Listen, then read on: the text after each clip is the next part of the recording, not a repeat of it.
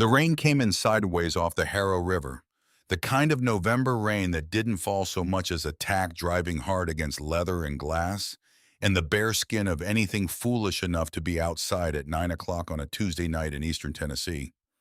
Colt Rafferty had been foolish enough to be outside on worse nights than this. He rode point the way he always did, as road king, cutting through the dark ahead of the column like a blade through black water. Behind him, 13 bikes followed in a loose double formation, their headlights throwing long yellow columns across the wet asphalt, their engines a low collective thunder that had announced Death Iron MC's presence to every county they'd passed through since sundown. Colt didn't mind the announcement. In 21 years of riding, he had learned that there were situations where being seen coming was a liability, and situations where it was the whole point. Tonight had felt like the latter.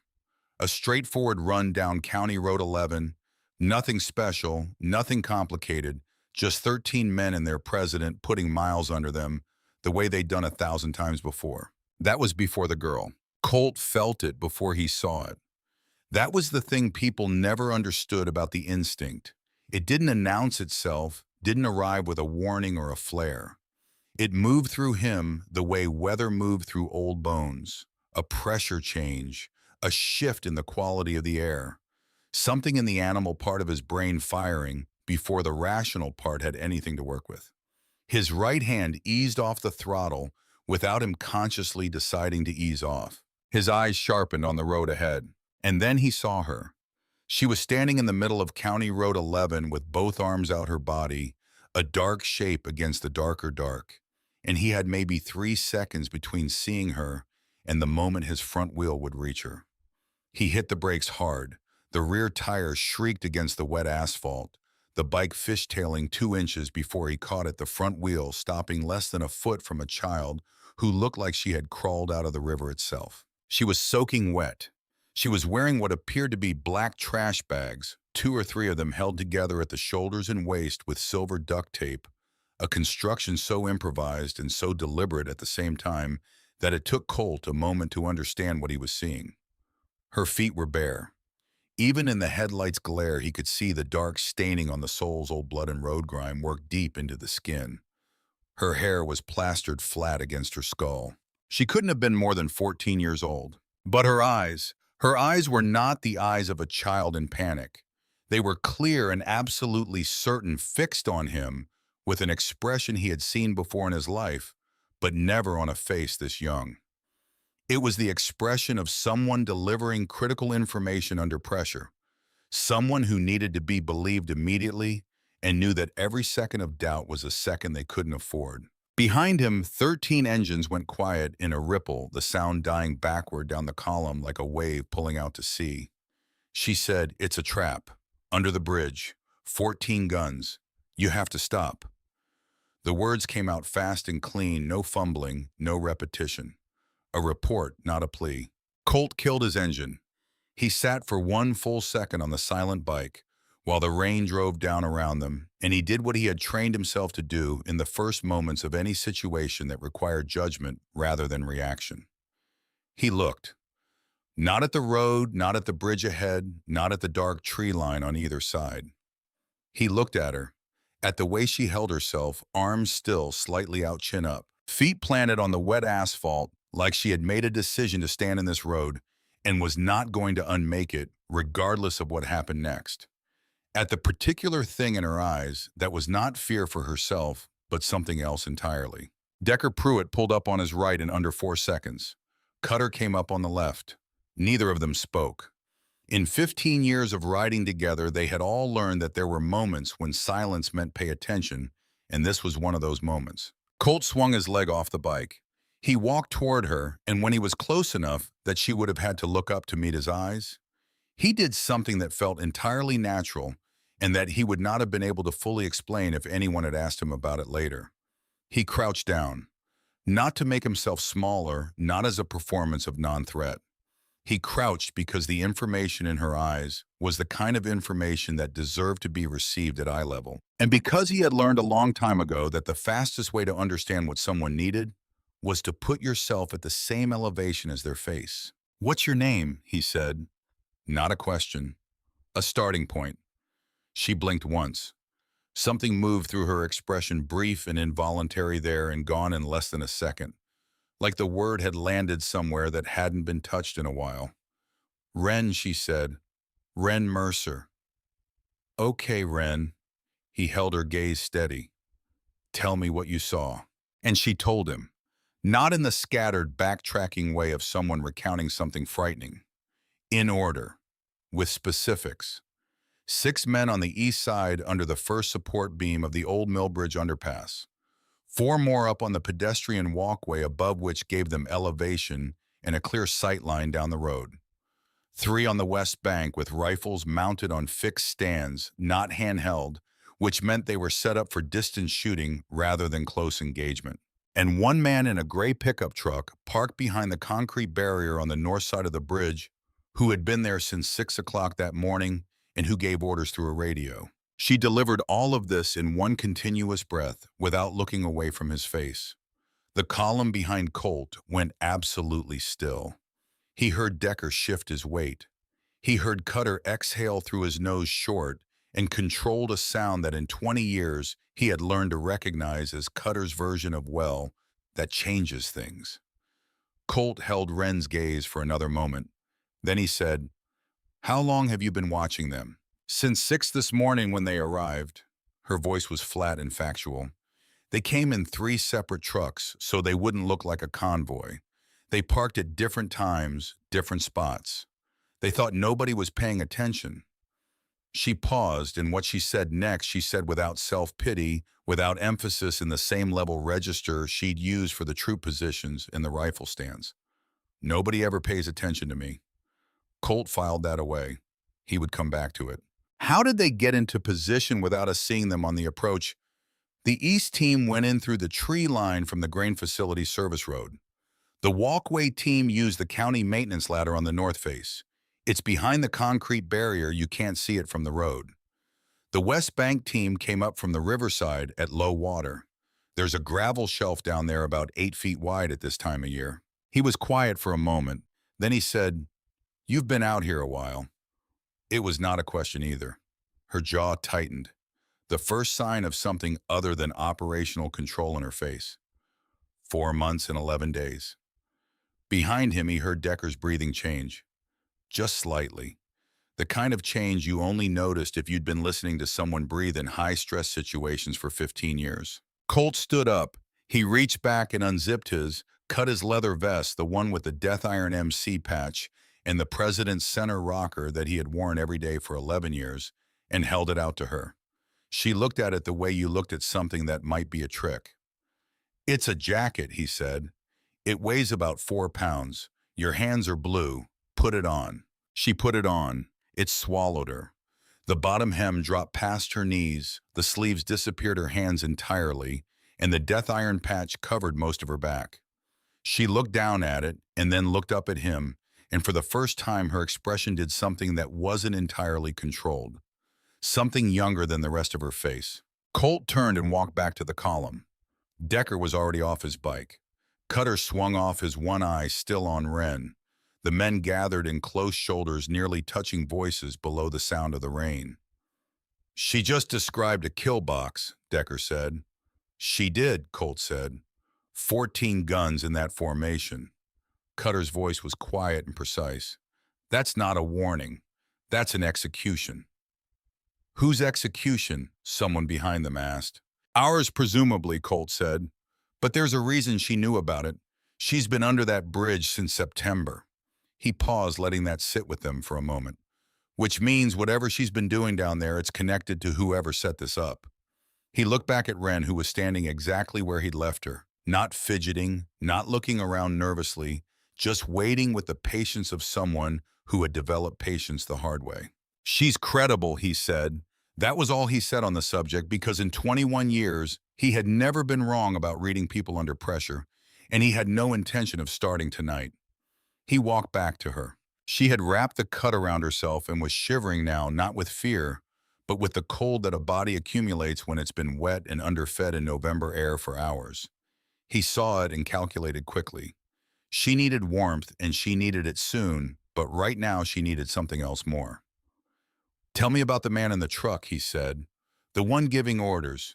Did you hear a name? Something shifted in her face. Not evasion, calculation. The specific look of someone deciding how much of a thing to give and in what order. Vance, she said. The others called him by a road name. Razor. Razor Vance. The name moved through Colt like a current. He kept his face neutral. He had learned that trick young and practiced it long enough that it was no longer a trick, just a fact of how his face worked under pressure. But beside him, he heard Decker go very still in the way Decker went still when something significant landed. You know that name, Wren said. She was watching him with the same focused attention she'd used to describe the tactical positions, missing nothing. I've heard it, Colt said, which was the most honest understatement he had produced in recent memory. Razor Vance was not a name you heard by accident. He was professional muscle of a very specific kind, the kind that didn't work cheap and didn't work for people without both serious money and serious reasons to want someone permanently removed from the situation. The kind of man whose presence somewhere meant that whoever had hired him had already exhausted every other option and arrived at the conclusion that what they needed was something final. Vance didn't work grudges. He worked contracts. What's under that bridge, Wren? Colt said. The real reason you've been there. She looked at him for a long moment. Rain ran off her chin. The cut hung off her shoulders like a flag. And then she told him. Her father had been an environmental engineer. Daniel Mercer, 41 years old, employed by Harrington County Water Authority to test soil and water quality along the Harrow River corridor. 6 months ago, during a routine survey of the riverbank near the old Millbridge underpass, he had found something that wasn't supposed to be there. 67 steel drums, industrial grade, buried in the riverbank beneath the concrete supports. The kind of drums used to transport and store chemical solvents. The kind of solvents that didn't break down in soil. The kind that leached into groundwater for 50 years. 67 drums. More than a decade of illegal disposal based on the corrosion patterns and the layering of the sediment above them. Her father had documented everything. Photographs, soil samples, GPS, coordinates, measurements. He had been meticulous. He had planned to report it through proper channels. 3 weeks after he found the barrels, his car went off County Road 7 in the early morning. No witnesses. The road was wet. The official determination was accident. Wren said the word the way you said a word you had looked at so many times it had worn smooth like a stone that had been in a river for years. It wasn't an accident, she said. Colt said nothing. He just listened. 2 days before Daniel Mercer died, a man had called Wren's aunt her father's sister, the only other family Wren had, and told her that if anyone in the family spoke about what Daniel had found, the same thing would happen to them. The aunt had believed him. She had put Wren out of the house 1 week after Daniel's funeral and told her not to come back. She had 3 children of her own. She had made a calculation that Wren said she understood, even if she said it with a flatness that told Colt she had worked very hard to reach that understanding. So you came to the bridge, Colt said. I came to the bridge because 2 days before my father died, he told me where he'd hidden his documentation. A waterproof case buried under the east bank inside the concrete footing of the second support column. She looked at the bridge, at the dark shape of it against the darker sky. He'd been burying things for weeks, moving his notes around. He knew something was coming. He told me the combination. She paused. He told me that if anything happened to him, I needed to find someone I could trust with what was inside. Someone not connected to the county. Someone who didn't know anything to the people responsible. She looked back at Colt. He told me to keep it safe until I found the right person. The rain had slowed slightly, not stopped, just gentled the way rain sometimes did right before it decided to come back harder. Who owns the barrels? Colt asked, though the shape of the answer had been assembling itself in the back of his mind since the moment she'd said the word engineer. Bartholomew Creed, Wren said. He owns Creed Chemical. He owns most of the industrial property along this river. He's been operating out here for 30 years. She said it without emotion, the way you stated a fact that had moved past the ability to shock you into something heavier and more permanent. He has a building at the county hospital named after him. He donated the clock tower at the courthouse. He's given money to every county commissioner in the last 3 election cycles. Colt had heard the name Bartholomew Creed before. Not often and not in detail, but enough to know the shape of the man. The kind of shape that appeared in news articles about economic development and charitable contributions and anniversary profiles in the regional paper. The kind of man who existed in the space between visible and untouchable public enough to seem transparent, connected enough to stay protected. The kind of man who, if he needed 14 armed professionals to appear under a bridge on a rainy Tuesday night, could make that happen and write the cost somewhere that would never be found. Decker stepped up beside Colt. "We need to move on this," he said quietly. "If Vance's people figure out we're not coming through, they'll pack up and disappear." "We're not going through," Colt said. He looked at Wren. "We're going around, and you're going to show me where those positions are from the inside." She didn't hesitate. "Yes. You know the underpass. Every inch of it." "Okay." He looked back at Decker. "Take Sargent and Briggs and Kowalczyk, east along the tree line parallel to the river. You know the service road behind the grain facility?" "Yeah. Come in from the north bank. You'll come up behind their east position. Don't engage until you hear from me." Decker was already moving. Colt turned to Cutter. "West Side River Path. Take Mason Yardley. Put yourselves between the truck and the county road. If he runs, you stop him. I need him able to talk." Cutter nodded once and went. To the remaining 6, Colt said, "Lights off, engines off. You wait with the bikes. Anyone comes down this road from either direction, you turn them around. You say nothing. You call me." Then he looked at Wren. "Show me where you sleep," he said. She led him through the dark. This was the first thing that struck him about her in a way that went deeper than the intelligence she delivered or the precision with which she delivered it. The way she moved through the dark. She moved through it like she owned it. No hesitation at the bank drop, no pause at the soft mud sections, no fumbling at the blind corners created by the concrete supports. She navigated it the way people navigated spaces they had spent months learning in complete darkness, because they had no other choice. She made no sound. For a girl who weighed what she weighed, her footfalls were nearly silent. Colt matched her pace. He was a large man, 6'2", and built like someone who had spent 2 decades doing physical things, and he had learned long before this night that size was only a disadvantage if you let it make you careless. He kept his weight forward, his steps light, and he watched the way she moved and put his feet where hers had been. After a few minutes, she said without turning around, "You're quieter than I expected." "You pay attention," he said. "You usually are." She didn't respond, but something in her shoulders shifted slightly, the smallest possible movement, the kind you only noticed if you were watching someone very carefully. Her shelter was in the far eastern section of the underpass, tucked behind the second concrete support column, in a space that was invisible from the road above and shielded from the river by a corrugated drainage pipe. The space itself was no bigger than a large walk-in closet, but she had made it into something.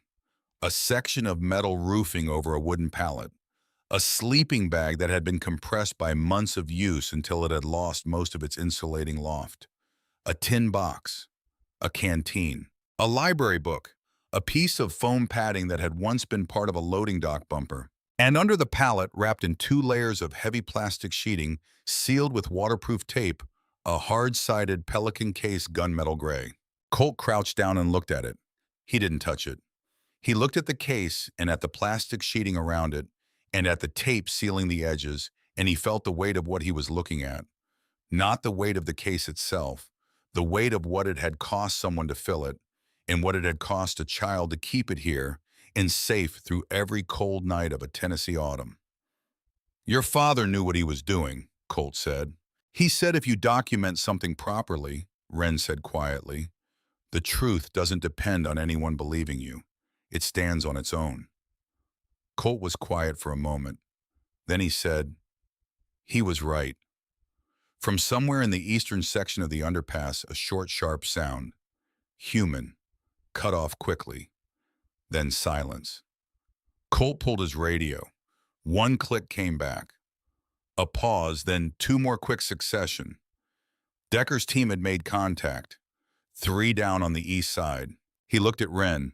"Stay here," he said. "Right here. Don't move." She met his eyes steadily. "Go," she said. He held her gaze for 1 second. "Always am," he said, and then he moved. What happened in the next 40 minutes was not dramatic in the way that some confrontations were dramatic, loud and chaotic, and full of the kind of noise that made its own momentum. What happened was quiet, patient, the specific and unglamorous work of men who had been tested in enough dark places to understand that the most effective approach to danger was the one that danger never saw coming. Colt knew where every position was. He had Wren's intelligence precise and verified, and he moved through the underpass using it the way you move through any environment with good intelligence, not quickly, but inevitably. The men Creed had hired were competent. They had positioned themselves well. They had the road covered from multiple angles and elevations, and if 14 motorcycles had come rolling through with their lights on and their engines announcing them from a quarter-mile out, those 14 motorcycles and the men riding them would not have made it to the other side. But that was not what happened. What happened was that professional men who had been set up to intercept a column of motorcycles found themselves being approached from directions they had not prepared for by men who knew exactly where they were and who came without lights and without sound. One by one, the positions went quiet. Decker's team worked the east side with the efficient, controlled precision that Colt had come to rely on as the most consistent thing in his life. Cutter had the north exit sealed before Vance could have gotten the truck moving if he'd tried. Colt took the west bank himself. The 3 men with the long rifles on their fixed stands set up for distance work that was never going to be needed. He moved along the river shelf that Wren had described, the gravel, 8 feet wide and mostly dry at this time of year, and he came up on the position from the riverside. It was over in seconds. No shots fired. No one seriously hurt. 14 professionals neutralized. Silent. In under 40 minutes. It left 1 man. Razor Vance was sitting in the gray pickup truck behind the concrete barrier on the north side of the bridge when Colt came around to the driver's side and knocked on the window. The sound was casual, almost friendly. The kind of knock that said, "We both know this is over, and the only question remaining is how you want to handle what comes next." The window came down after a moment. Vance was not what Colt had imagined. He was somewhere in his mid-50s, medium height, wide through the shoulders, in the way of someone who had been physically capable for a very long time and had let the capability age without losing it. His face was the face of someone who had absorbed a significant amount of violence over the course of a long career and had arrived on the other side of it looking practical rather than hard. His eyes were flat and calculating and entirely present, the eyes of a man already running numbers. What do I have to work with? What am I willing to give? And what's the most survivable path through the next 10 minutes? He looked at Colt.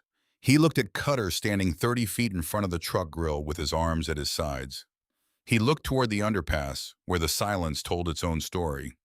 And then he looked back at Colt with the expression of a man who had arrived at his calculation and was ready to act on it.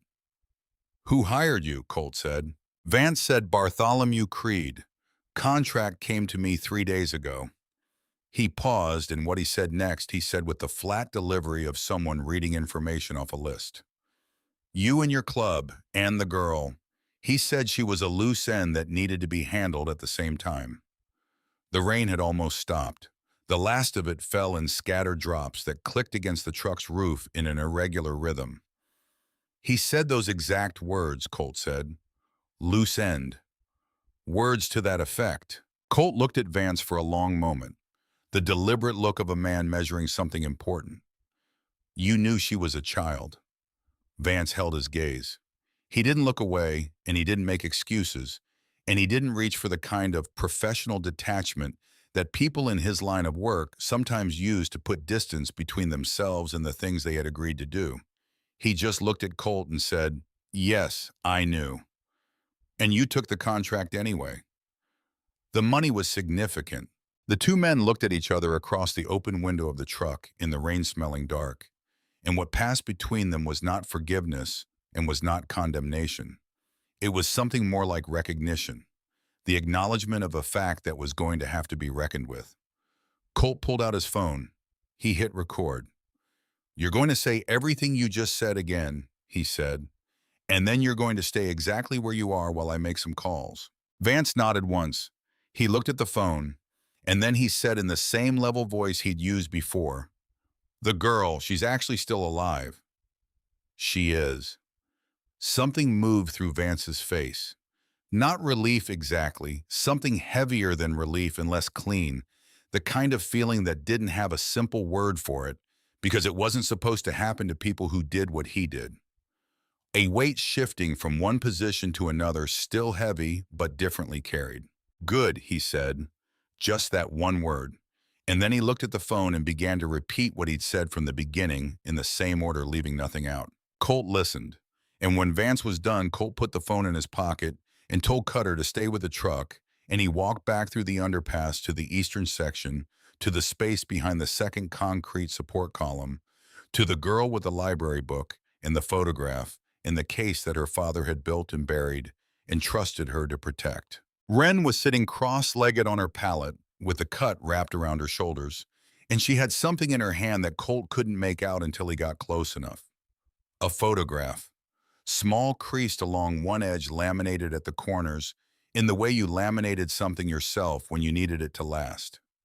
A man standing at a riverbank holding up a soil sample container, squinting into the sun, grinning the way someone grinned when they had found exactly what they were looking for. She heard him coming and looked up, and the shift that moved through her body was one of the most specific things he had ever witnessed.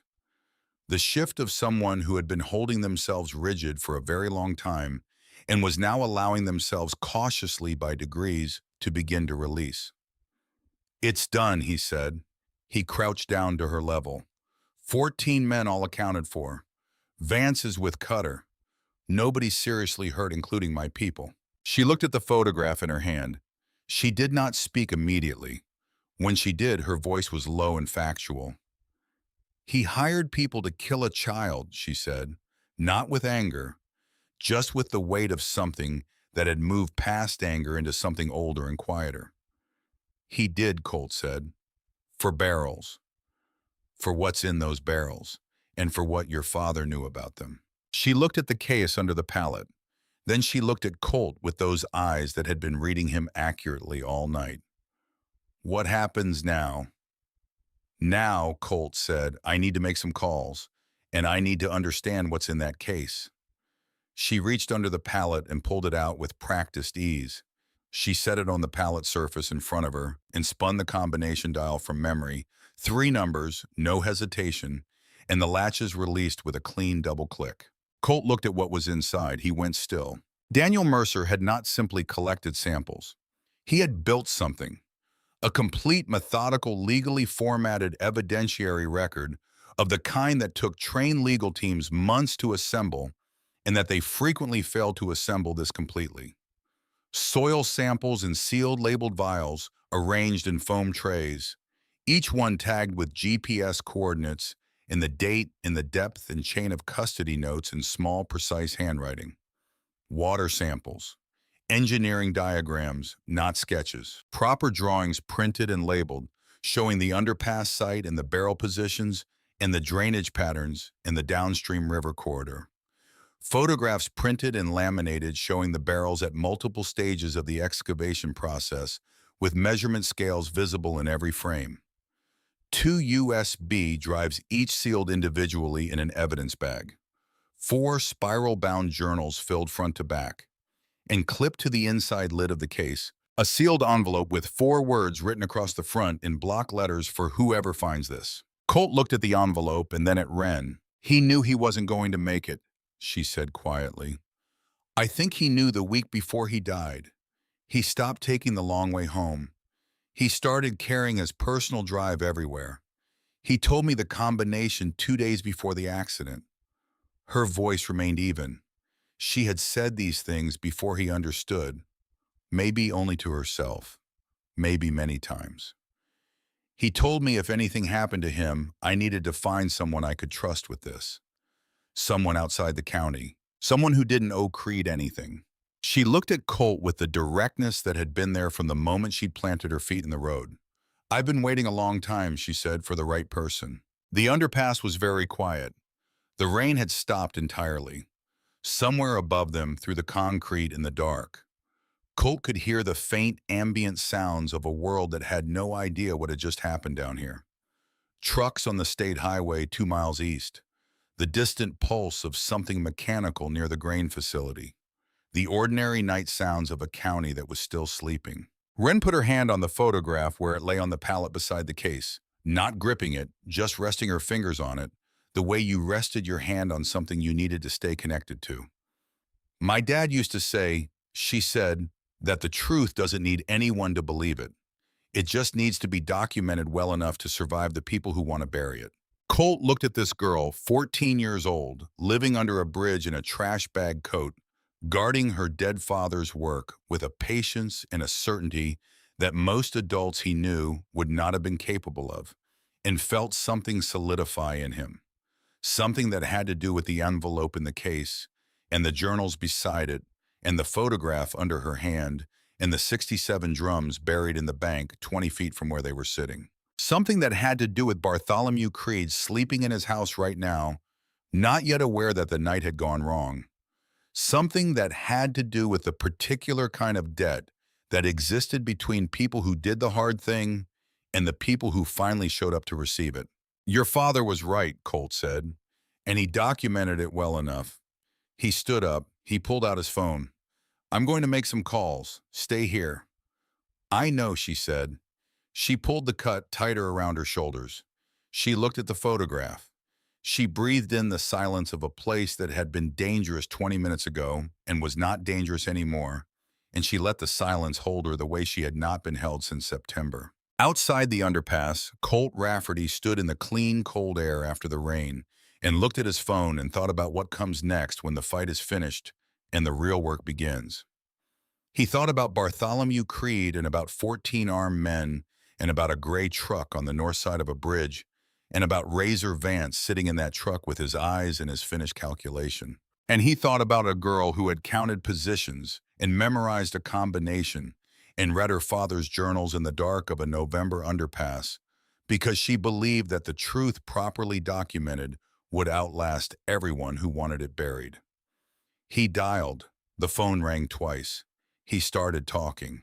The Pelican case sat open on the pallet between them, and Colt Rafferty had been in enough situations to know when something required stillness before it required action. This was one of those moments. He crouched at the edge of the pallet and looked at what Daniel Mercer had built, and he took his time looking at it because the man who had built it had taken his time building it, and that deserved to be honored in the receiving. Wren sat cross-legged on the other side of the case. She had been watching Colt's face while he looked at the contents, reading him the way she read everything, carefully, completely missing nothing. He had noticed this about her from the first minute. She didn't watch people the way most people watch people scanning for broad signals. She watched for the small things, the things that told you what someone actually thought before they decided what to say about it. "The journals," she said. "He numbered them, 1 through 4. They're in order." "Walk me through it," Colt said. She did. She had read these journals so many times in the past months that she no longer needed to open them to know what was on specific pages. She talked about her father's methodology, the way someone talked about a place they knew intimately, not by reciting facts, but by inhabiting them, moving through the material with the ease of someone who had lived inside it long enough that it had become part of how they understood the world. The soil samples were collected at precise intervals along the east bank every 20 feet at 3 different depths to establish the contamination gradient. The water samples were timed to the river's tidal cycle morning and evening to capture the variation in leaching rate. The photographs were taken at multiple angles with a standard ruler in every frame so that scale could be established without relying on testimony. Her father had been trained as an engineer. He had thought about this the way an engineer thought about a structure, not just about what it was, but about whether it would hold under stress, under challenge, under the specific and predictable pressure that someone with resources and motive would bring to bear on it. He knew someone would try to tear it apart, Wren said. He said that the difference between evidence that holds and evidence that doesn't usually isn't the quality of what you collected. It's the gaps you left in the chain. He closed every gap he could find. Colt picked up one of the journals. He opened it to a page near the middle. The handwriting was small and extremely precise, the kind of handwriting that came from someone who had spent years filling limited space with maximum information. The entries were dated, the observations were specific. The logic was laid out step-by-step conclusion following from evidence, following from observation, the way a well-constructed argument was supposed to work the way it almost never actually did. There are two USB drives, Wren said. He called them the primary and the secondary. The primary has all the digital versions of what's in the case. The photos, the lab results from the samples he sent to an independent testing facility in Kentucky, the GPS data, everything cross-referenced and backed up. She paused. The secondary is different. He didn't tell me what was on it. He said I'd know when to use it, and so would whoever I gave it to. Colt looked at the second drive in its sealed evidence bag. He noted the distinction and filed it away. Decker appeared at the entrance to the shelter, his silhouette filling the narrow gap between the drainage pipe and the concrete column. Colt, he said, Vance is asking for a timeline. How long before we have someone official here to take his statement? Tell him he has time to get comfortable, Colt said. I'm working on it. Decker disappeared. Wren looked at the direction he'd gone, then back at Colt. Vance, she said. What did he tell you? He confirmed who hired him. He confirmed the contract included you. She absorbed this without visible reaction. He took a contract on a 14-year-old girl living under a bridge. He did. And now he's cooperating. He's a practical man, Colt said. He ran the numbers and arrived at the only sensible conclusion. Wren was quiet for a moment. She looked at the journals in the case. My father would have had something to say about that, she said. About the difference between doing the right thing because it's right and doing it because it's the only option left. What would he have said? She almost smiled. Almost. He would have said that you take the cooperation and you deal with the philosophy later. Colt looked at her. This child who had spent months in an underpass, reading her dead father's journals and watching the river and waiting, and had arrived at this moment with the moral clarity of someone 3 times her age. He thought about what it cost to become that. He did not let himself think about it too long. There's something else, she said. He waited. In the last journal, she reached into the case and lifted the 4th spiral-bound book, the one with the most compression to its cover, the most wear on the binding. She opened it to a page near the back and held it out to him. He wrote this 2 days before he died. Colt took the journal and read. Daniel Mercer's handwriting on this page was slightly different from the earlier entries. Still precise, still controlled, but with a quality of compression to it, as if the writer had been aware that he was working against a closing deadline and had calibrated the density of his words accordingly. The entry documented his belief that the old Millbridge site was not the primary disposal location. It was a staging area, a secondary dump for the overflow from somewhere larger, somewhere upstream. He had noted 3 specific anomalies in his water sample data that suggested a much higher contamination source further up the river corridor.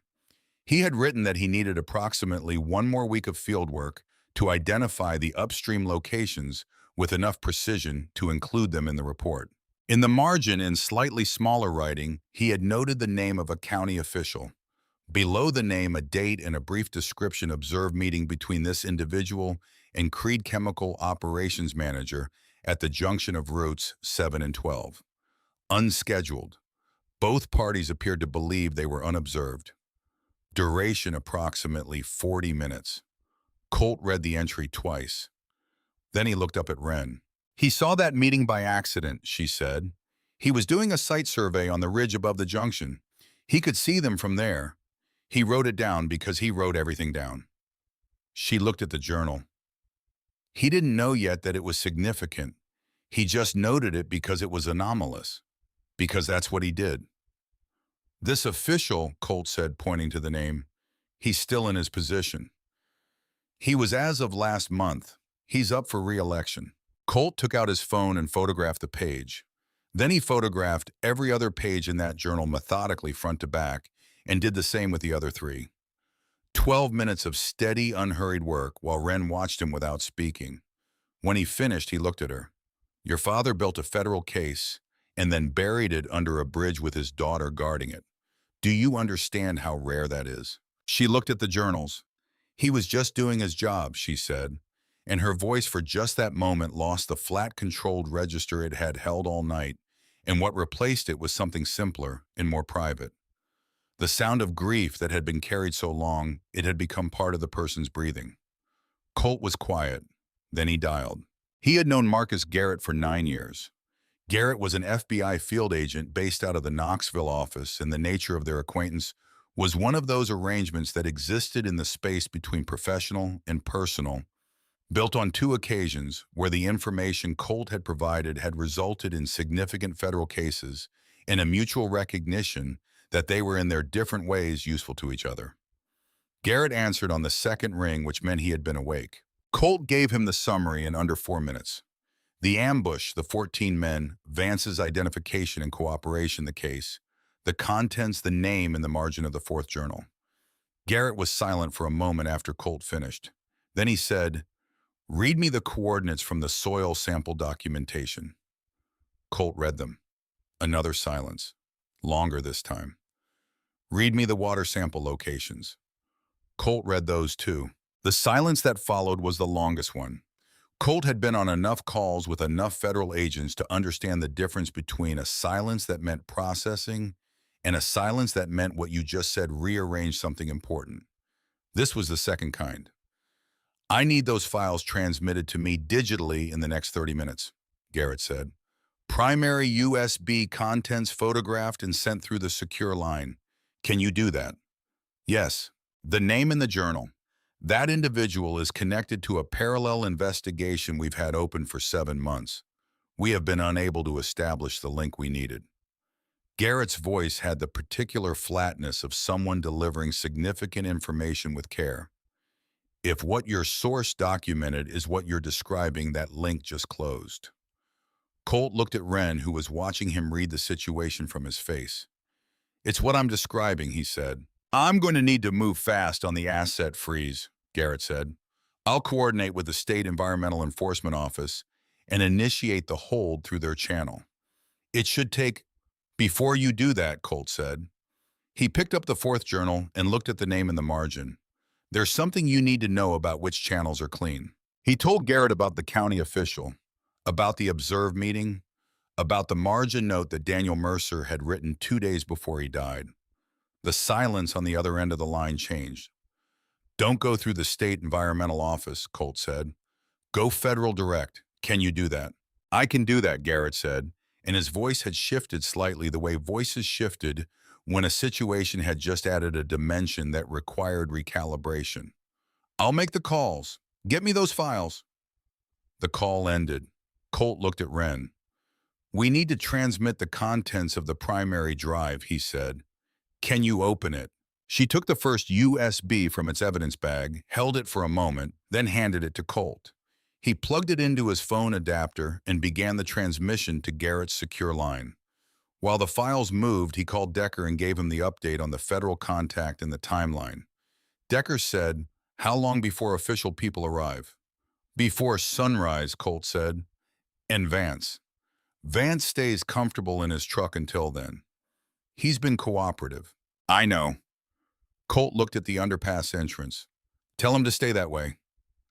The transmission completed. Colt pulled the USB and was about to replace it in its bag when Wren said, "The secondary drive." He looked at her. "My father said I'd know when to use it," she said. "And whoever I gave it to would know too." She reached into the case and took the second drive in its sealed bag and held it out. "I think this is when." Colt took it. He broke the seal carefully and extracted the drive and plugged it into his phone. What came up on the screen in the first 30 seconds of scrolling stopped him completely. Emails, a chain of them running back 4 years between a Creed Chemical corporate account and a state government address. The state address belonged to the Deputy Director of Environmental Enforcement for the Tennessee Department of Environment and Conservation, the senior official responsible for overseeing compliance and investigating violations across the entire state. The emails were not ambiguous. They were specific, operational, and in several instances, explicitly financial. Payments routed through a consulting company with no website and no employees. Instructions to delay specific inspections. Guidance on how to handle reports that came in through the standard reporting channels. One email dated 14 months ago that referenced a complaint received from a county water authority engineer and instructed the recipient to ensure it did not advance beyond the intake stage. The county water authority engineer was not named, but the date was 6 weeks before Daniel Mercer found the barrels. Colt sat with the phone in his hands and the small screen's light on his face, and he understood fully for the first time the complete shape of what had been built around the old Millbridge site. Not just the dumping, not just the cover-up at the county level. The construction of an environment in which reporting through proper channels was not merely unlikely to work, it was designed to fail. The man who was supposed to receive and investigate exactly the kind of report that Daniel Mercer had been building toward was the man Creed had been paying for 4 years to make sure those reports went nowhere. Daniel Mercer, if he had lived and filed his report through every proper channel available to a county water authority engineer, would have sent it directly to the person Creed owned. Colt looked at Wren. She was watching his face, reading it the way she read everything. "Tell me," she said. He told her, straight the way she had told him things all night. No softening, no management of the information. The full shape of it, the deputy director, the emails, the payment structure, the specific reference to a complaint that matched the timeline of her father's work. She listened without interrupting. When he finished, she was quiet for a long moment. The kind of quiet that was not shock, but the stillness of someone integrating a hard truth into a framework that had not previously had a place for it. Then she said, "He built the documentation to survive people trying to bury it, but he didn't know the specific door he was building around." "He built it well enough to go around any door," Colt said. "That's what matters. The secondary drive goes to the federal level, same as everything else. It doesn't touch the state channel. Because the state channel is compromised." "Was compromised," Colt said. "Past tense as of tonight." Something moved through her face. Not relief exactly. More like the completion of a logic. The final piece of a structure clicking into place. Then she said, "There are 3 more sites." Colt looked at her. The last journal, his note about the upstream locations. She held his gaze. Vance would know. If he's been working for Creed long enough to be running this operation, he would have operational knowledge of the other sites. Colt looked at her for one moment. Then he stood up. "Stay here." "I know," she said with the same quiet certainty she had used all night. He walked back to the gray pickup truck. Vance was sitting exactly where Colt had left him, hands folded in his lap, his eyes looking at nothing in particular with the patience of a man who had been waiting a long time and knew how to do it. Cutter was standing 10 feet away with his arms at his sides. When Colt came around to the driver's window, Vance looked at him with an expression that said he had been expecting this return. "The other sites," Colt said, "along the river corridor. How many and where?" Vance looked at him for a moment. Then he reached slowly into his jacket, 2 fingers, deliberate, clearly telegraphed, and produced a folded piece of paper. He held it out. Colt took it and unfolded it. 4 handwritten entries. 2 with precise GPS coordinates. 1 with coordinates and a set of descriptive landmarks. 1 with approximate coordinates and a note that said within a quarter mile. "I wrote those down 2 hours ago," Vance said, "after your people took out the East team and I understood how tonight was going to end." Colt looked at the paper. He folded it and put it in his pocket. "You've known about these sites." "I've worked for Creed in various capacities for 4 years," Vance said. "The scope of the operation was not unknown to me." "Then you've known what the contamination was doing." Vance looked at the underpass, at the bridge supports, at the river dark and moving beyond the concrete edge. He looked at all of it for a moment, and then he looked back at Colt with eyes that were in this particular light not entirely without conscience. Yes, he said, I've known. And you kept working for him? Yes. Colt looked at him. The girl's father, Daniel Mercer. Did you know about the contract on him? Vance's jaw moved slightly. I found out afterward. Creed used someone else for that one. When I found out, He stopped. I should have walked away then. I didn't. But you're walking away now. I'm walking away now, Vance said. He looked at his hands for a moment. Then he looked up. How is she? Really? She's been living under that bridge since September to protect what her father built, Colt said. She's 14 years old and she briefed me on your tactical positions with the accuracy of a trained intelligence analyst. He looked at Vance steadily. She's remarkable, and she deserved better than what you were about to do. Vance held his gaze. He didn't look away, and he didn't make excuses, and he said the only thing left to say, yes, she did. Colt called Garrett back. He read the coordinates from Vance's paper. He heard the silence change on the other end of the line. He heard Garrett move away from wherever he was standing and heard a door open and close and heard the lower sound of voices in the background conferring. Then Garrett came back and said, 2 of those locations are within a protected watershed area. We have been tracking a contamination plume in that watershed for 16 months, and we have been unable to identify the source. A pause. We just identified it. Colt put the phone in his pocket and walked back to the underpass. An hour passed, then another. The dark above the eastern tree line began to change in the way that dark changed before it had anything specific to show, yet a thinning at the edges, a suggestion of depth, where there had been only flat blackness. The temperature dropped another 2 degrees. Colt could see his breath in the cold air near the underpass entrance. Wren was still at the pallet when he came back. She had the 4th journal open in her lap, and she was reading by the light of a small battery lantern she had produced from the tin box, the light warm and specific in the dark space. She looked up when she heard his footsteps. He told her about the 4 coordinates, about the watershed, about Garrett's 16 months of searching for a source. Something broke open in her face when he said that.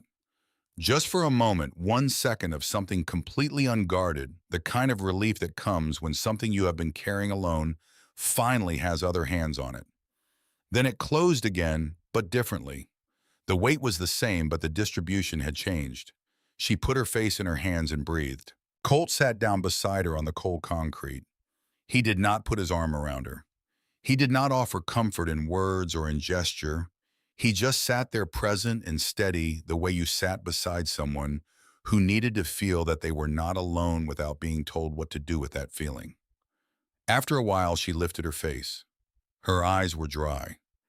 He noted this not with judgment, but with recognition. Some people cried and some people breathed, and both were the same thing. What happens to Creed right now, she said. Tonight, before morning. Garrett is moving to freeze his assets through federal channels, not state, Colt said. The warrant will be executed at first light. Creed doesn't know yet that tonight went wrong, which means we have a window. She nodded slowly, thinking through the logic. If he finds out before the warrant is executed, he runs. Men like Creed have contingency plans, accounts without his name property in states he's never been photographed in. So the window matters. The window matters, Colt confirmed. She looked at the case and the documentation. Garrett has the digital files. The physical case will go to Agent Reyes when she arrives. She's the supervisory special agent coming from the Knoxville field office. She's been briefed. She'll handle the chain of custody. Wren looked at him. You trust her? Garrett does, Colt said. Garrett's judgment on people is the best I've encountered in federal law enforcement. That's a short list, and it's still a genuine statement. She accepted this. She looked at the photograph which she had set beside the lantern on the pallet surface. Her father at the riverbank holding up the sample container, squinting into the sun. He thought he had more time, she said quietly. He thought he had one more week. He wrote that in the last entry. She looked at the journal. He needed one more week to pin down the upstream locations, and he didn't get it. He got it tonight, Colt said. Months late, but he got it. She was quiet for a long moment. Then, is that supposed to make it better? It was not a challenge. It was a genuine question asked by someone trying to understand the arithmetic of the thing, whether the outcome changed what the cost had been. Colt thought about it honestly. No, he said. It doesn't make it better. It makes it true. Those are different things. She looked at him. Something in the quality of her attention shifted slightly, the way it shifted when she received something she recognized as accurate. My father used to say things like that, she said. Like what? Like the difference between two things that sounded the same but weren't. She looked at the photograph. He was very precise about language.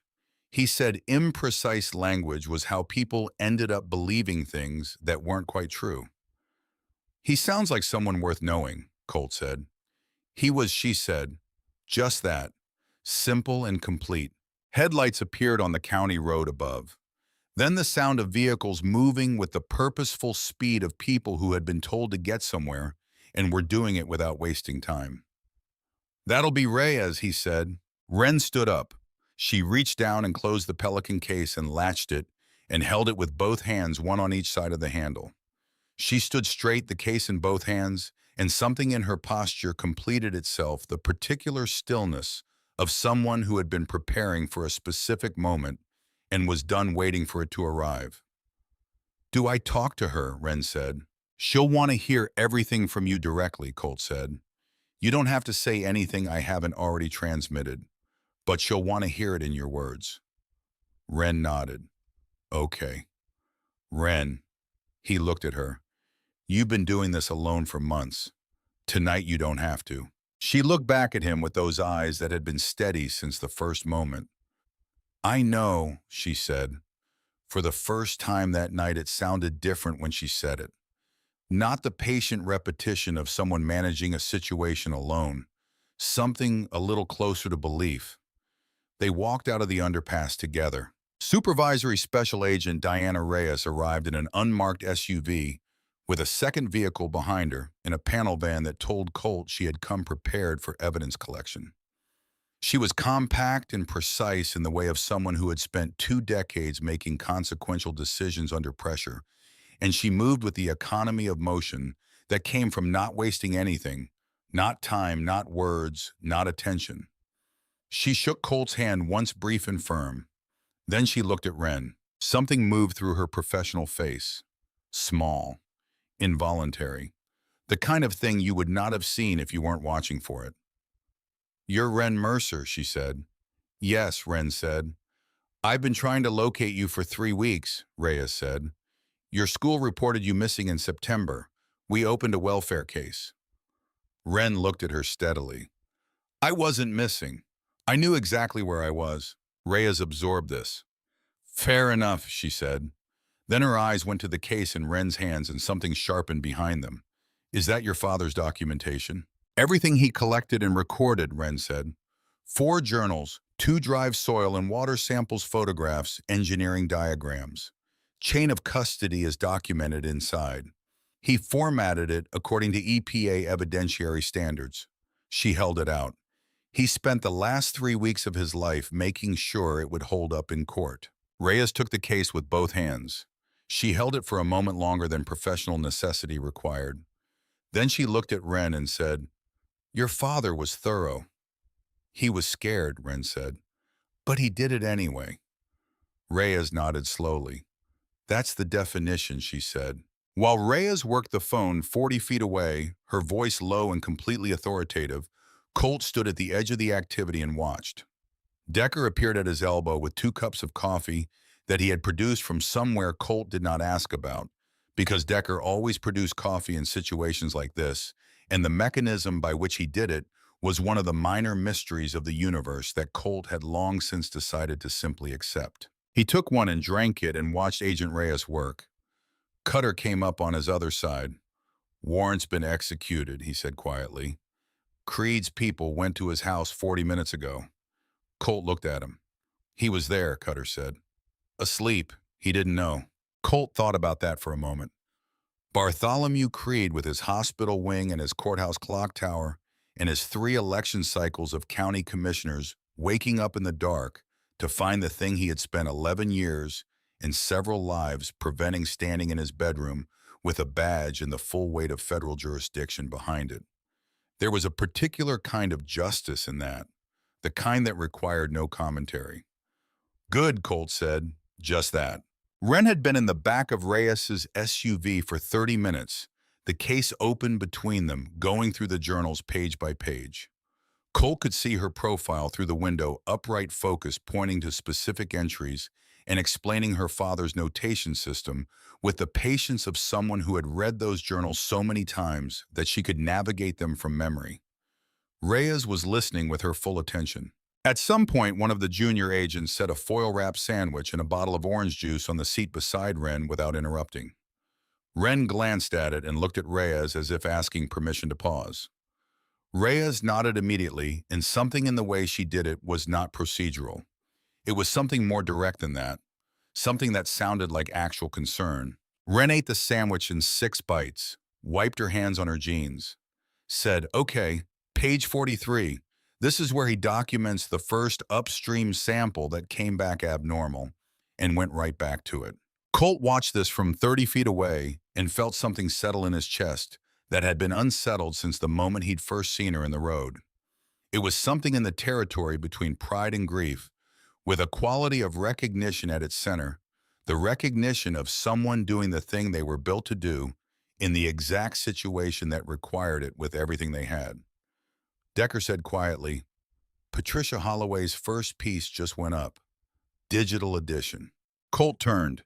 Decker held out his phone. The headline was clean and direct. "Federal agents arrest Creed Chemical founder following evidence recovered from deceased whistleblower's daughter." Daniel Mercer's name was in the second sentence. Colt read it twice. Then he handed the phone back. "She's been doing this for 22 years, he said. She knew exactly what mattered. Decker looked at the screen. "The county official in the journal," he said. "Reyes's people went for him too." "When?" "Same time as Creed. He was home." Colt nodded. The Eastern Sky was doing what Eastern Skies did before they committed to morning thinning the dark, without yet replacing it with anything specific, a promise rather than a delivery. The temperature had dropped to just above freezing.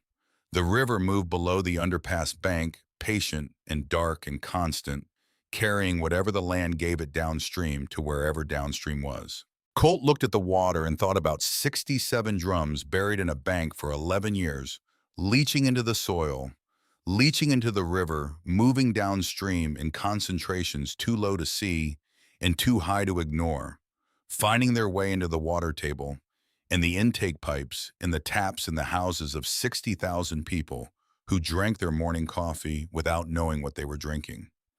He thought about 3 more sites upstream. He thought about a man with a field notebook in every jacket pocket who had found one site and had known there was more, and had run out of time 1 week before he could document what he suspected.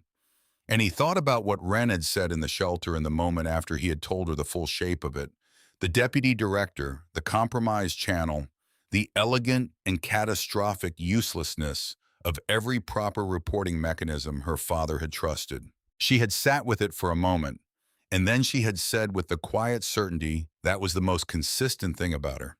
He built the documentation to survive people trying to bury it, but he didn't know the specific door he was building around. And then she had looked at Colt and said, "But he built it well enough to go around any door. That's what matters." Colt put his coffee down and walked back to Reyes's SUV. He knocked once on the window. Reyes looked up. He gestured 1 minute. She said something to Wren and stepped out. "The secondary drive," Colt said. "Have you opened it?" "We're getting to it," Reyes said. "Open it now," he said, "before you do anything else.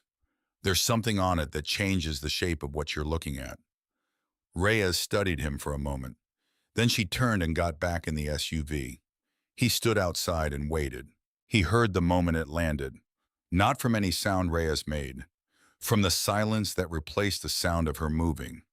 A weighted silence, the kind that happened when someone read something that rearranged everything they had thought they understood about the situation. She stepped out 2 minutes later. She looked at Colt with the expression he had been waiting for, not surprised because Reyes was not easily surprised but recalibrated. The expression of a person who had just added a dimension to a problem and was already working through the implications. The deputy director, she said. Yes. We've had suspicions for 8 months, she said. We have been unable to establish a direct financial link. The email chain on this drive. She stopped, looked at the SUV where Wren was visible through the window, still upright, still focused. The email chain on this drive is the link. Daniel Mercer built it without knowing that's what he was building, Colt said. Colt. Reyes looked at him. He documented a meeting between a county official and Creed's operations manager. He documented it because it was anomalous. He didn't know yet that the county official was connected to the deputy director. He documented everything anomalous, Colt said. All of it. He didn't decide in advance what was important. He just documented what was there. Reyes was quiet for a moment. I need to tell Wren about the deputy director, she said. She deserves to know the full shape of what her father was working against. Tell her straight, Colt said. She doesn't need softening. She handles hard truths better than most people I've known with 40 years on her. He paused. But tell her in the same breath that it doesn't change what her father did. He built the documentation to survive exactly this. He just didn't know specifically what he was surviving against. Reyes studied him. You're good at this, she said. I've had to tell people hard things before, Colt said. The ones who handle it worst are the ones you tried to protect from the truth. The ones who handle it best are the ones who got the full picture and weren't treated like they couldn't carry it. Reyes nodded once. She turned and got back in the SUV. Colt watched through the window. He saw the shift in Wren's posture at the moment Reyes began to speak, the spine straightening the chin, coming up slightly, the stillness of someone receiving significant information and processing it in real time. He saw Wren say something. He saw Reyes respond. And then Wren looked out the window, directly at Colt across the 20 feet of cold pre-dawn air between them, and he held her gaze and he nodded once. She nodded back. What Wren said to Reyes in that moment he found out later from Reyes herself was this. So he built it to go around them without knowing exactly what he was building it around. He made it so that whoever found it could take it directly to someone with authority outside the system that was compromised. She had paused. He built the exit route without knowing which door he was building it for. And then she had looked at Reyes and said, My father was smarter than the people who killed him. I need you to make sure that's part of the record. Reyes had said it will be. The morning was assembling itself now. Not arrived yet, but assembling the dark, thinning to gray the shapes of the underpass, in the tree line, and the river emerging from flat blackness into something that had dimension and texture. Birds were starting somewhere in the trees along the east bank. Not many and not loud, just the first tentative sounds of things coming back to life after the long, cold hours. Colt stood at the edge of the road and looked at the bridge and at the water and at the mobile of federal activity arranged across the site. Reyes's people were moving with the organized efficiency of people who had done this before. The evidence collection team was working the underpass. Someone had put crime scene tape across the access road. The hazmat assessment crew was setting up near the east bank. Decker came to stand beside him. She asked about the bridge, Decker said. Earlier when I was with her in the shelter, she asked what would happen to it after everything was done. Colt looked at the underpass, at the concrete that had sheltered a child through every cold night since September, at the bank that held 67 drums that had been poisoning the river for 11 years, at the water moving past all of it, in the gray early light patient and relentless and completely indifferent to what human beings had put in its way. What did you tell her? Colt said. I told her I didn't know, Decker said, but that someone would probably have an opinion about it. Colt looked at the bridge for a long moment. Something was forming in the back of his mind. Not yet a plan, not yet specific, just the shape of a direction. The sense of a thing that needed to happen. She told me something, Colt said. Something her father said about contaminated land. Decker waited. He said it didn't have to stay contaminated, Colt said. He said remediation was real, that you could clean something that had been poisoned and turn it back into something living. Decker looked at the bridge, then at the water, then at Colt. He didn't say anything. In 15 years, Decker had learned to read the silence that came before a decision that was already finished. She's going to need somewhere to point toward, Colt said. After all of this, something that isn't just what it was. Decker nodded slowly. That's going to take some work. Yes, Colt said. It is. He looked at the river one more time. The light was changing, the gray warming almost imperceptibly toward the first suggestion of gold at the tree line's edge. The morning was coming. It would not wait for anyone, which was either a comfort or an urgency, depending on what you had left to do before it arrived. He turned and walked back toward the SUV, where Wren sat with her father's case and her father's photograph and everything she had carried alone to this moment. There was still work to do. The warrant was executed at 5:37 in the morning. Colt knew the exact time because he was standing at the edge of the county road when Reyes got the confirmation call, and he watched her face when it came through the small controlled shift of someone receiving information they had been working toward and allowing themselves for exactly 1 second to register what it meant before moving to the next thing. Bartholomew Creed had been home, asleep. His contingency plan had been initiated, the calls to his attorney, the instructions to his financial manager, the arrangements for a property in northern Georgia that did not appear in any public record connected to his name, but initiated 2.5 hours too late. The federal asset freeze had been in place since 3:40 in the morning, executed through channels that did not touch the state environmental office or anyone connected to it. By the time Creed understood what was happening, there was nowhere for the money to go and nowhere for him to follow it. The man who had buried 67 drums in a riverbank and then buried the engineer who found them had been arrested in his own bedroom, in his own house, in the county where his name was on a hospital wing and a courthouse clock tower before the sun came up on a Wednesday morning in November. Colt stood on the cold road and let that land. Then he went back to work. Wren was still in the SUV with Reyes when the confirmation came through, still going through the journals, still pointing to specific entries with the focused patience of someone who had been doing this for hours and was not going to stop until it was done. Colt could see her through the window.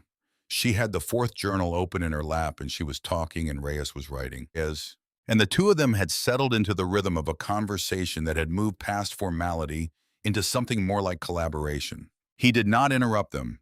Instead, he walked back to the gray pickup truck where Razor Vance had been sitting for the past several hours with Cutter maintaining a steady and patient presence nearby. Vance looked up when Colt came around to the window. His expression had not changed substantially, the same quality of a man who had made his calculation and was sitting inside it without regret or complaint. Creed's in custody, Colt said. Vance received this without visible reaction. I expected as much, he said. Federal prosecutors are going to want your full statement. Everything. The 4 years the county inspector you discouraged the contract that came in 3 days ago, the cites all of it. I know, Vance said, and you're prepared to give it. I told you I was. He looked at his hands for a moment. I don't want a deal. I want the record to be complete. Whatever I serve, I'll serve. I'm not looking for a reduced charge. Colt looked at him. Then what are you looking for? Vance was quiet for a moment. Then he said, I'm looking for the record to say what actually happened. All of it. Not a version of it that protects the prosecution's narrative or simplifies the timeline or leaves out the parts that are inconvenient. He looked up. Daniel Mercer died because of choices that were made in a chain that I was part of. I wasn't the one who made the call on him directly, but I was part of the chain. That needs to be in the record. Colt studied him. What Vance was describing was not redemption. Redemption was something you reached for when you wanted to feel better about what you had done.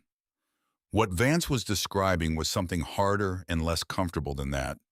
It was accountability without the cushion of forgiveness, the kind that required you to look at what you had done and say it out loud and carry it forward without the relief of absolution. I'll make sure Reyes understands what you want, Colt said. Vance nodded, then he said the girl. Ren. He paused. She know yet that her father's death has been reclassified? Not yet.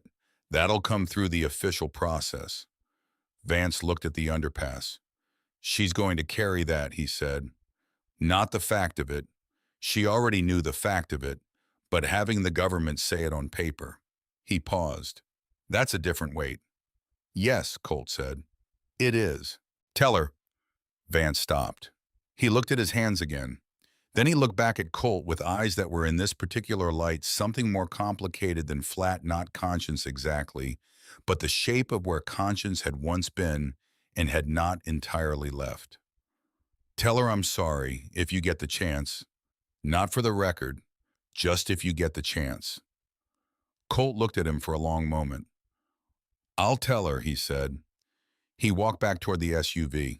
Mrs. Eleanor Calloway arrived at 6:42 in the morning, driving a 10-year-old Subaru with the careful urgency of someone who had been given an address and a general understanding of the situation and had driven the 40 miles between Harrington County and Old Millbridge Bridge without once exceeding the speed limit, because she was the kind of person who understood that arriving composed was more useful than arriving fast.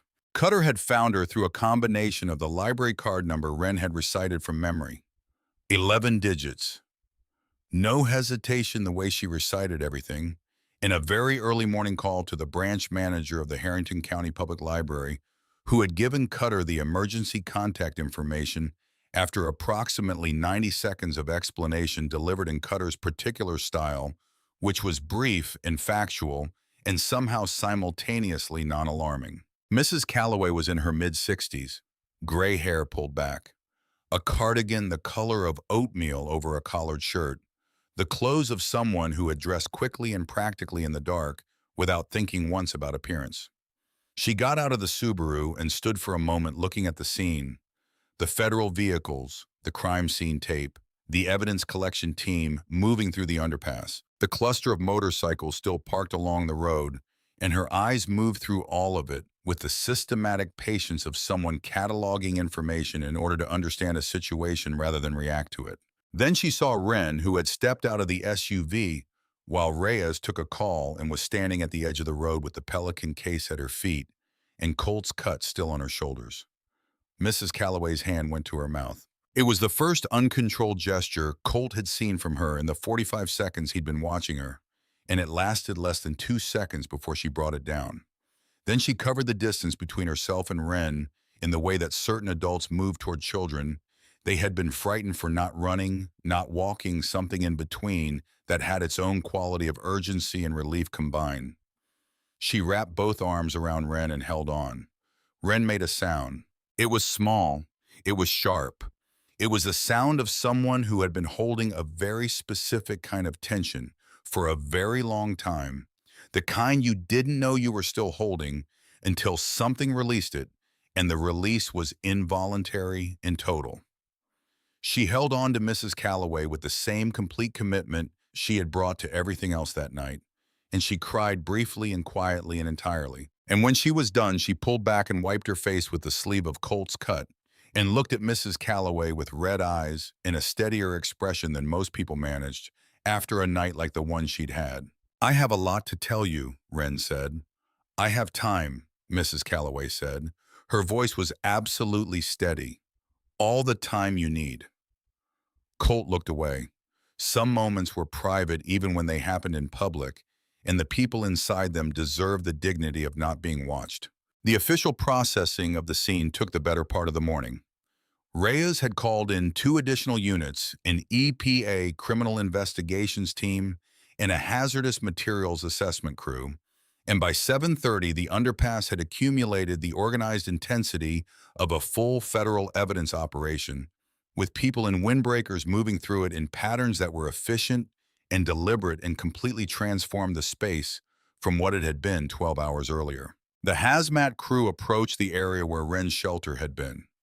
Colt watched them reach it and felt the protective instinct rise in him that he kept carefully quiet, Because Wren had already been told by Reyes that the shelter contents would be cataloged as part of the site documentation, and Wren had said she understood.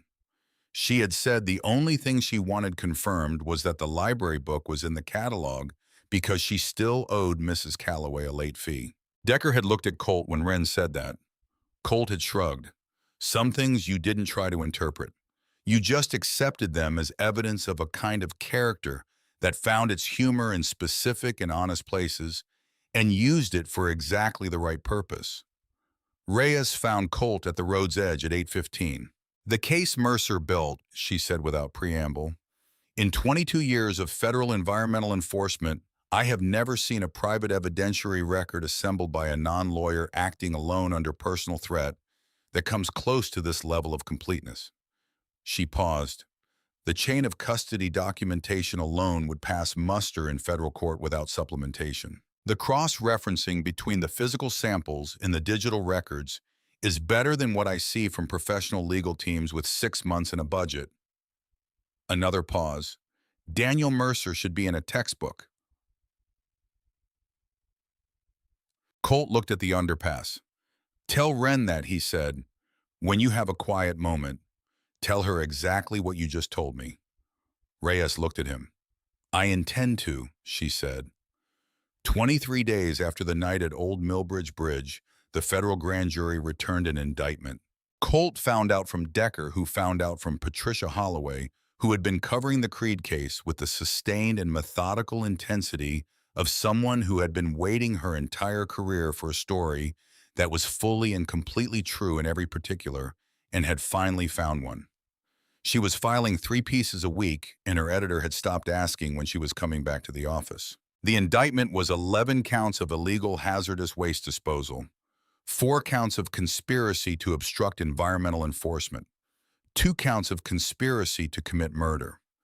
Daniel Mercer's death formally reclassified from accident to homicide based on the communications recovered from the secondary USB drive and the full written testimony provided by Razor Vance, who had sat across a table from federal prosecutors for 6 hours and said everything he knew without omission or evasion, and had then signed the transcript without asking for anything in return except that it be entered into the record complete and unredacted.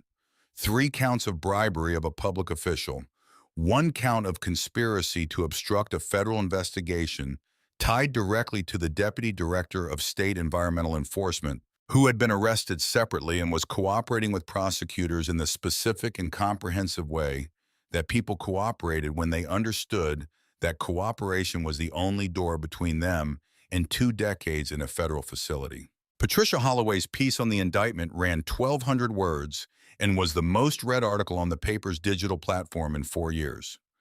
Daniel Mercer's name appeared in the first paragraph, the second paragraph, and the final paragraph.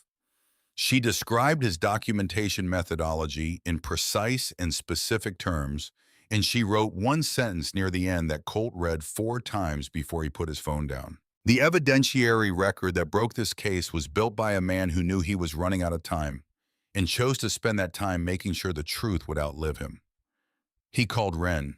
She picked up on the second ring.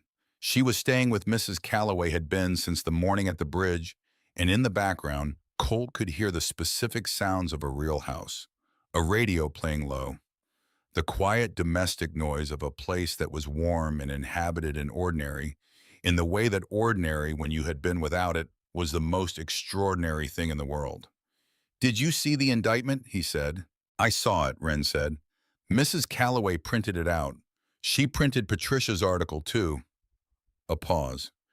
She's been cutting out all the articles and putting them in a binder. How do you feel? Colt said. She was quiet for a moment. When she spoke, her voice had the quality of someone who had been thinking about exactly this question and had arrived at an answer that was honest rather than satisfying. Weird, she said. I thought I would feel more. I thought when it actually happened there would be something big and clear. But it's more like when you've been holding your breath for so long you forgot you were doing it, and then you finally exhale, and the exhale is so quiet you almost miss it. Colt understood that exactly. The big feelings come later, he said. Sometimes weeks later. Sometimes they find you in the middle of something completely unrelated. Has that happened to you? She asked. More times than I can count, he said. A small silence between them. Comfortable in the way that silences between people became comfortable when they had been through something real together. Colt, she said, did you know they reclassified my father's death? Reyes called me the day before it was public. I already knew, Ren said. I've known since the night you found me. But knowing something and having the federal government put it on paper are different things. They are, Colt said. It makes it real in a different way. She paused. Is that strange? It's not strange at all, Colt said. It means the world caught up to what you already knew. That takes time to land. Another silence, then. Vance's cooperation agreement was finalized. I heard. He's going to serve time. Yes, Colt said. He is. Good, Ren said. And then after a moment, he sent a message, through Reyes. He said he was sorry. I know, Colt said. I asked her to pass it along. Ren was quiet for a moment. I don't forgive him, she said. But I think he knows that, and I think he's not looking for forgiveness. He's looking for the record to say what happened. She paused. My father would have understood that, the importance of the record. Yes, Colt said. He would have. There was a longer pause. He could hear her breathing. He could hear Mrs. Calloway's radio in the background, something with strings low and unhurried. Colt, Ren said. Her voice shifted slightly, the specific shift of someone building towards something they had been carrying for a while. What did you decide? About the bridge? He had been waiting for this question. He had known she would ask it eventually because she had looked at that underpass on the first morning with the eyes of someone waiting to hear what would become of the only place that had held her for months. I decided we're going to clean it, he said. Properly. Full soil remediation, water testing, complete decontamination coordinated with the EPA cleanup order. The federal case means Creed's seized assets fund the decontamination as part of the penalty structure.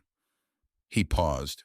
And when it's clean, we're going to build something there, something green, something that belongs to the community. He paused again. With your father's name on it, he said, if that's something you'd want. The silence that followed was long enough that he checked the call was still connected. Daniel Mercer Memorial Park, Ren said finally. Her voice was very quiet. If you want it to be, Colt said. She didn't answer immediately. He heard her breathing. He heard the radio. He waited. Yes, she said. I want it to be. The logistics of what Colt had committed to were significant, and Decker made sure he understood this in thorough detail approximately 4 hours after Colt announced it to the full chapter at their next meeting. The environmental remediation alone coordinated with the EPA cleanup order would take months. The community development piece, the park design, the permitting, the landscape architecture. The construction required money. The chapter didn't have sitting idle and expertise they would need to source. Colt listened to all of it with the patience of a man who had made the decision and was now cataloging the obstacles in order to address them systematically. We fundraise, he said. We have contacts in every county in 3 states. We put the word out and we see who shows up. Decker looked at him. You think people are going to donate money for a park named after a man most of them never heard of? Patricia's been writing about him for 3 weeks, Colt said. His name has been in every major piece on the Creed case. He's not unknown anymore. And the EPA partnership, Cutter said. Agent Reyes is already on board. The remediation costs come through the federal penalty structure. What we contribute is the community development piece. A beat of silence around the table. You called a federal agent, Decker said slowly, and asked her to partner with us on a community park project. I did. And she said yes. She said yes. She also said, Colt paused, allowing himself a moment, that in 22 years of federal environmental enforcement, she had never seen a motorcycle club neutralize an armed ambush, secure federal evidence, coordinate a criminal referral, and propose a community remediation project in the same 12-hour period, and that if we were going to be a problem for her, she preferred we be this kind of problem. The room was quiet for a moment. Cutter said, I genuinely like that woman. I'll tell her you said so, Colt said. She'll hate it. Patricia Holloway wrote a piece specifically about the Memorial Park Initiative framed around Daniel Mercer's documentation methods and what the site had been and what it would become. It was picked up by 2 national outlets within 24 hours. By the end of that week, the chapter's dedicated fundraising account had received contributions from 43 states and 9 countries. Someone in Oregon sent a check for $10,000 with a handwritten note that said, "My family's water was poisoned 20 years ago. Nobody did anything. Thank you for doing something." Colt read that note to the chapter at their next meeting. Nobody spoke for a long moment. Then Cutter said, "Oregon, we should ride out there sometime." And somehow that was exactly the right response. Creed's legal team filed 3 separate motions to delay the asset freeze in the first 2 weeks after the indictment. All 3 were denied. The deputy director, whose cooperation had significantly expanded the case, received a reduced charge in exchange for testimony that implicated 2 additional Creed-connected officials in neighboring counties. The walls didn't just come down for Creed, they came down for the people who had been holding them up. On a Thursday afternoon, 6 weeks after the indictment, Colt was in the chapter's garage working on a carburetor that had been giving him trouble for a week when his phone rang. He picked it up and saw Wren's name and set down his wrench. "I got a letter," she said. "From who?" "Westbrook Academy." A pause. "It's a boarding school, private, about 2 hours from here."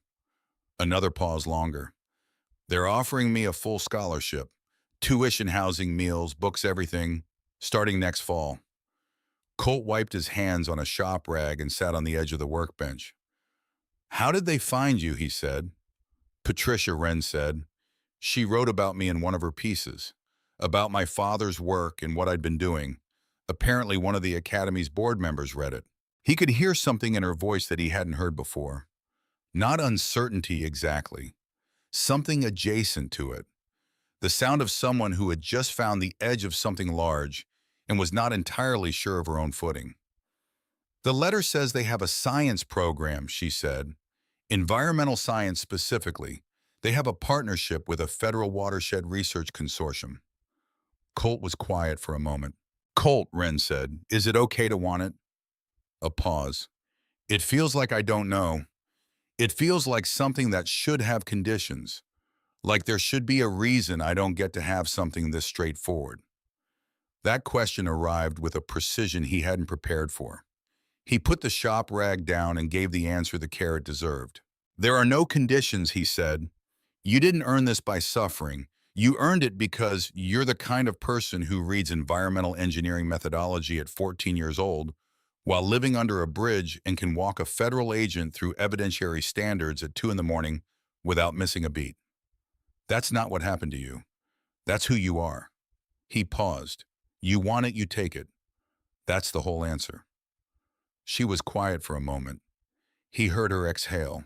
"He would have been so excited about the environmental science program," she said. "Yeah," Colt said. "He would have." "I'm going to accept," she said. "Good," Colt said. "Colt." Her voice shifted slightly. Will the chapter still be around after I go?" The question was asked with the careful precision of someone who had learned not to assume that people who showed up would keep showing up because the evidence of her life had not supported that assumption, and she was not willing to pretend otherwise. He understood exactly what she was actually asking. It was not a logistical question about geography. "You're going to be 2 hours away," he said. "That's less than a Sunday ride." A small sound on her end. Not quite a laugh, but close to the specific sound of someone receiving something they had not been certain they were allowed to expect. "Okay," she said. "And Wren," he said. "Yeah. When you get to that school and you walk into that environmental science program, and they ask you why you're interested in this field, you tell them about your father.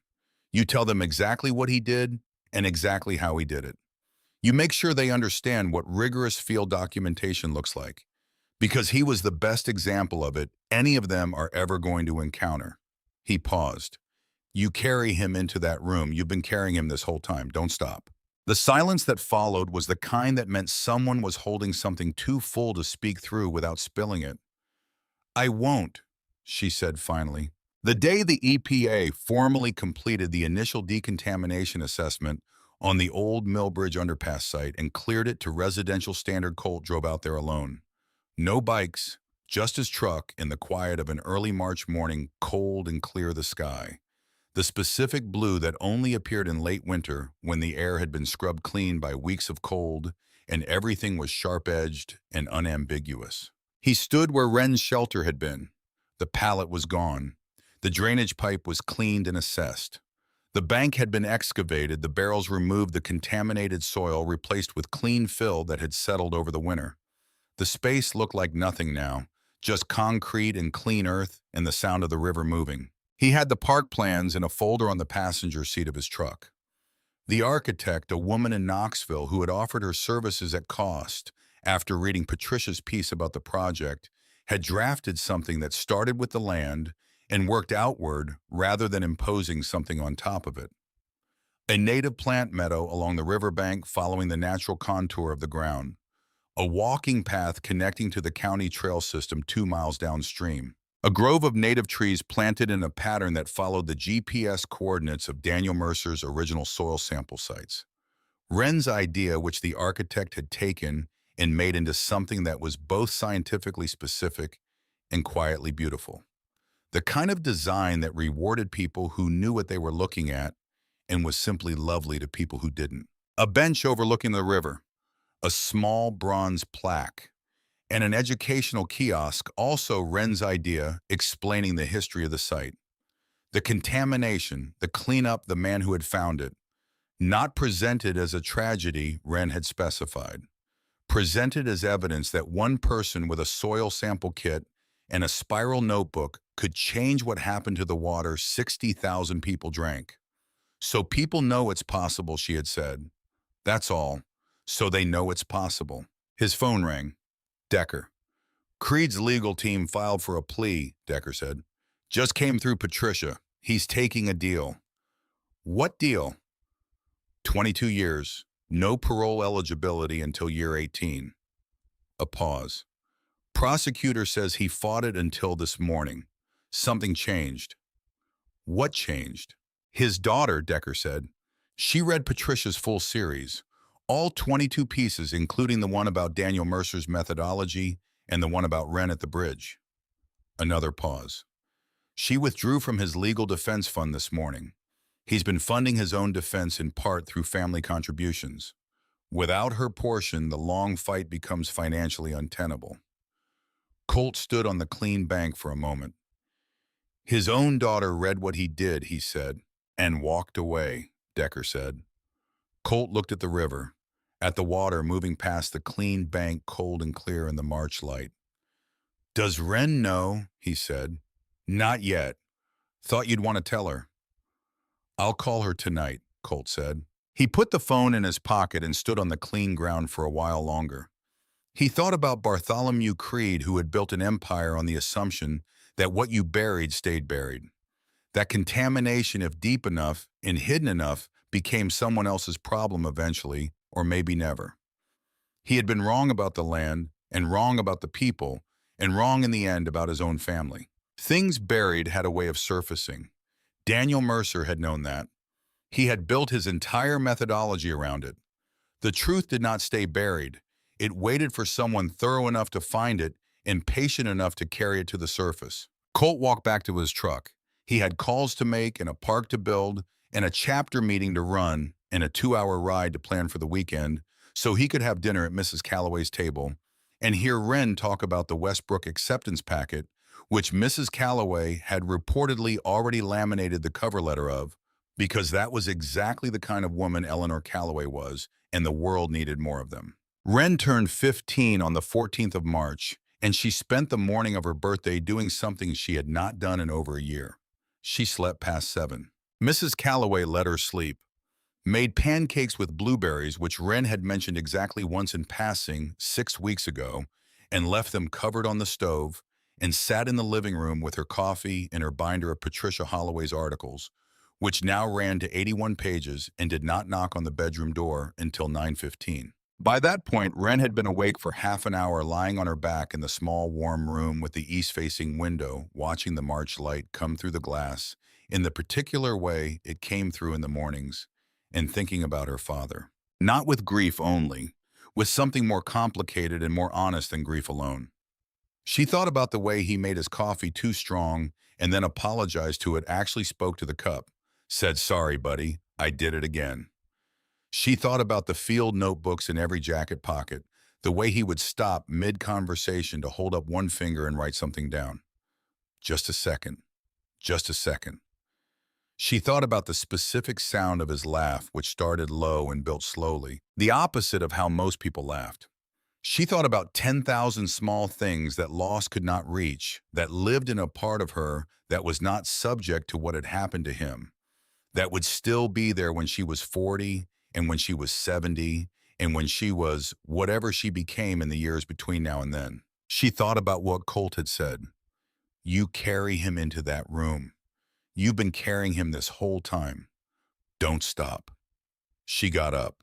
Mrs. Calloway had made the pancakes with blueberries, and Wren ate 3 of them and drank orange juice and listened to Mrs. Calloway talk about the library's spring reading program, which she was organizing and wanted Wren's input on, because she said Wren had opinions about books that were worth hearing.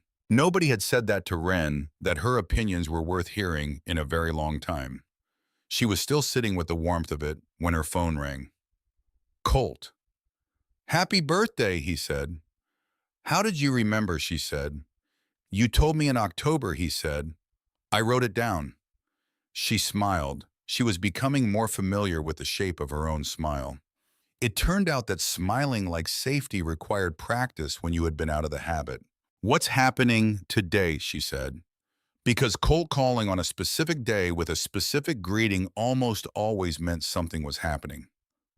"The groundbreaking," he said. "We moved it to today. The weather's going to be better than next week." A pause. "And I thought it should be on your birthday, if that's okay with you." Wren put her hand flat on the kitchen table. She looked at Mrs. Calloway, who was watching her with the calm and knowing expression of someone who had been aware of this plan for at least 2 days. "You knew," Wren said to her. Mrs. Calloway picked up her coffee. "Colt called Tuesday," she said simply. Wren looked back at her phone. "What time?" she asked. 11, Colt said. "We'll all be there, all of us." She understood what all of us meant. Not just Decker and Cutter and the handful of Death Iron members she had come to know over the past months. All of them. The full chapter. "Okay," she said. "Wren," Colt said. "Yeah. Wear something warm. It's still March." She laughed. The real kind, the kind that arrived without invitation. "I know what month it is, Colt." "Just checking," he said. She could hear that he was smiling. They arrived at Old Millbridge at 10:53. Mrs. Calloway driving Wren in the passenger seat with her father's photograph in her jacket pocket and the Westbrook Academy acceptance letter folded in her back pocket, which she had carried with her every day since it arrived. Not as proof. As a conversation she was continuing with someone who could not speak back, but who she was completely certain would have had something to say about it. She heard them before she saw them. 47 motorcycles did not arrive quietly. They arrived the way weather arrived, as sound before sight, as a feeling in the chest before the ears understood what they were receiving. A low collective presence that built from the distance into something that occupied the air completely. Mrs. Calloway slowed the car, and Wren rolled down her window and listened, and the sound of it went through her the way important things went through people.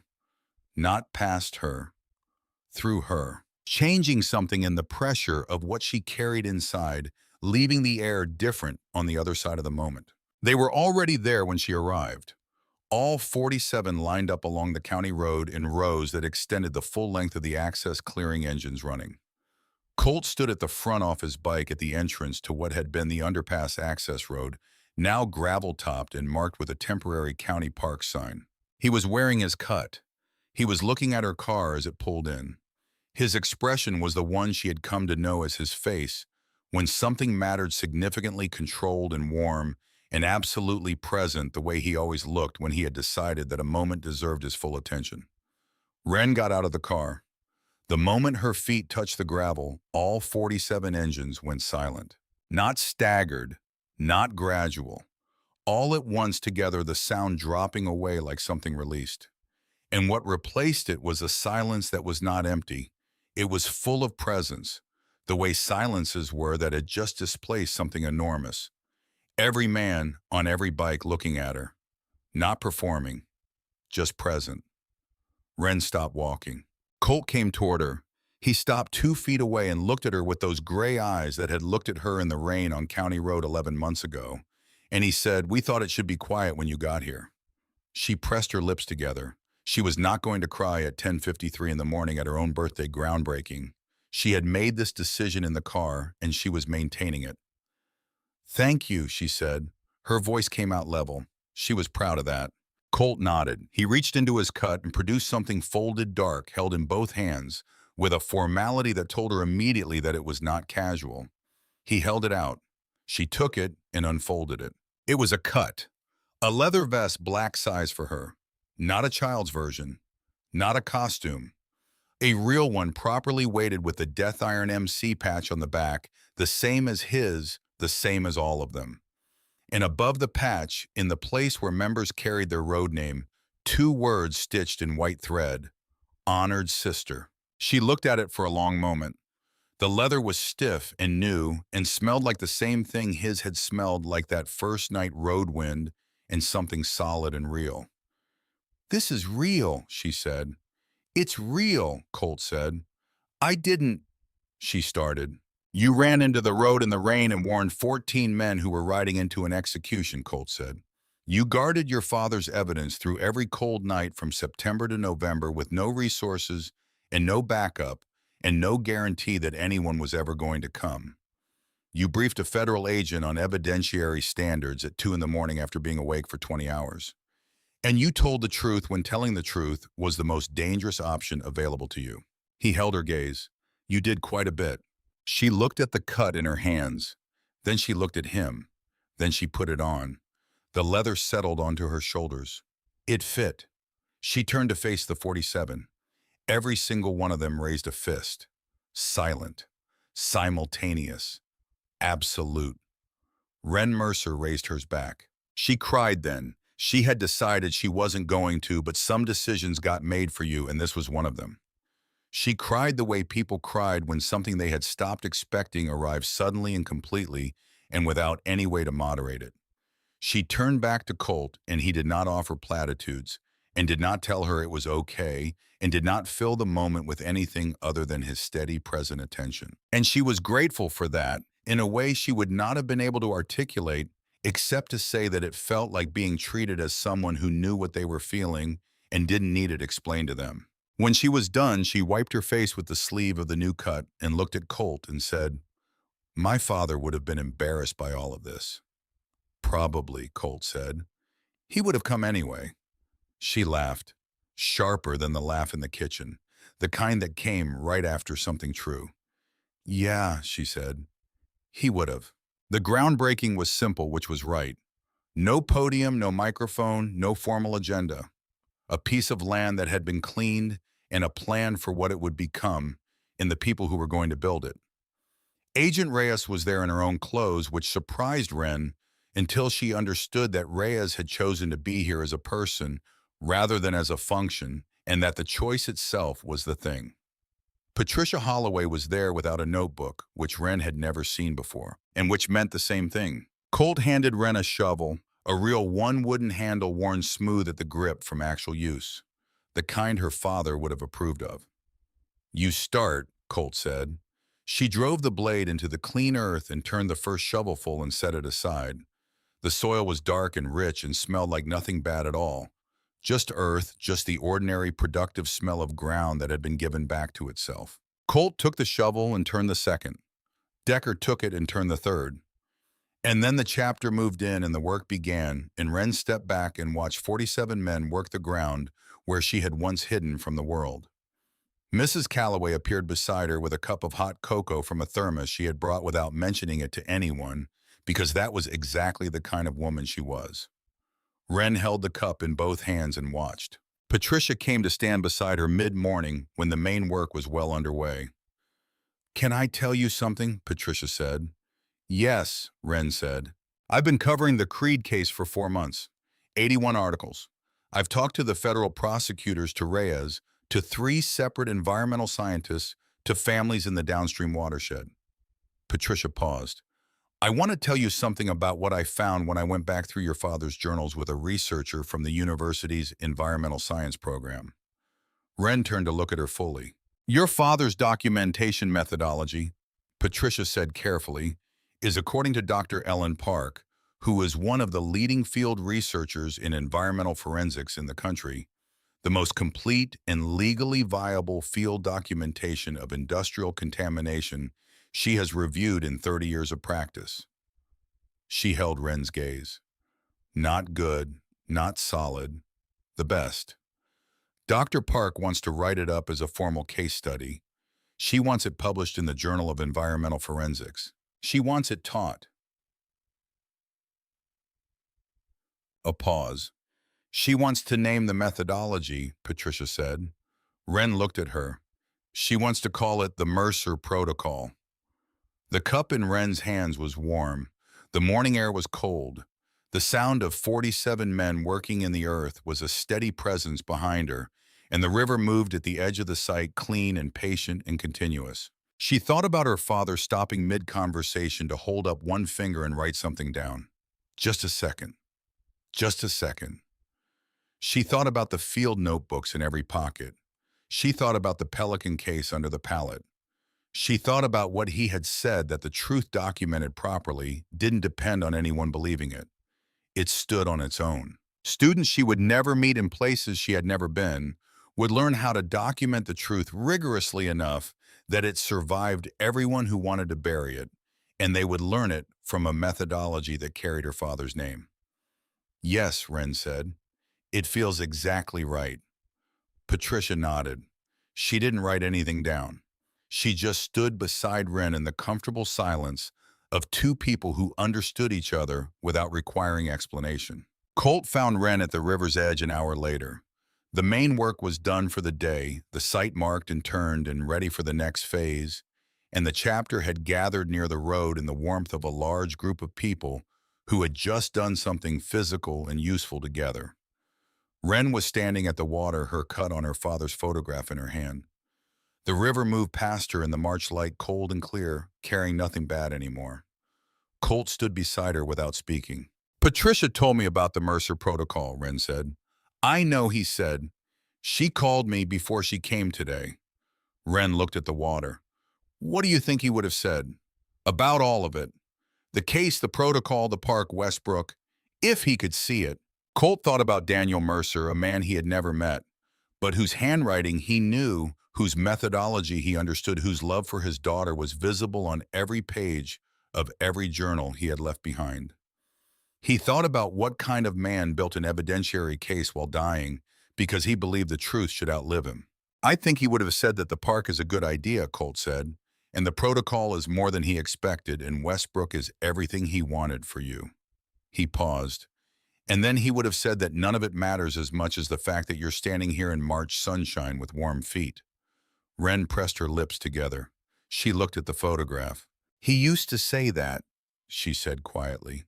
"Not those exact words, but something like it. When something good happened, something big, he'd say, 'Are you warm? Are you eating?' Because the rest of it is just—" She stopped, swallowed. "He said the rest of it is just furniture. The real thing is, are you okay?" "Are you okay?" Colt said. She thought about it. She gave it the honest consideration it deserved rather than the reflexive one.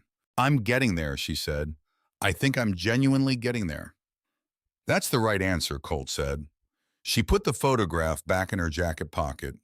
She turned away from the river with the quiet certainty he had come to recognize as her version of ready, not braced, not steeled, just settled and faced the field where 47 men had spent the morning building something clean out of something that had been poisoned. The chapter gathered for the ride out at 1 o'clock. 47 motorcycles starting up in sequence was a sound Wren understood now in a way she hadn't when she had first heard it coming down County Road 11 in the rain. It wasn't intimidation. It wasn't performance. It was presence. It was 47 people saying we are here and we showed up and we did not look away. Colt mounted his Road King and looked at Wren, who was standing at the edge of the road in her cut with Mrs. Calloway beside her. "We'll be back in 3 weeks for the path installation," he said. "I know," she said. "And Wren," he said. "Yeah. When you get to Westbrook in September and you walk into that environmental science building for the first time." He held her gaze from the saddle. "You walk in like you belong there. Because you do. Not because someone gave you a scholarship. Because you earned your place in that room before you ever applied." She held his gaze. She did not look away. She had learned that from him, that receiving something true required looking at it directly. "I will," she said. He nodded. He started the engine. The column began to move. 47 motorcycles pulled out one by one, each one passing Wren where she stood at the road's edge. Each rider acknowledged her, a nod, a raised fist, 2 fingers off a handlebar, each gesture individual and each one meaning the same thing. She stood straight and received every one. She did not look at the ground. She did not look away. The last bike in the column was Decker, who rode past and then stopped and looked back at her over his shoulder and said, "You need anything, anything at all you call, day or night. You understand." "I understand," she said. He nodded once and pulled away.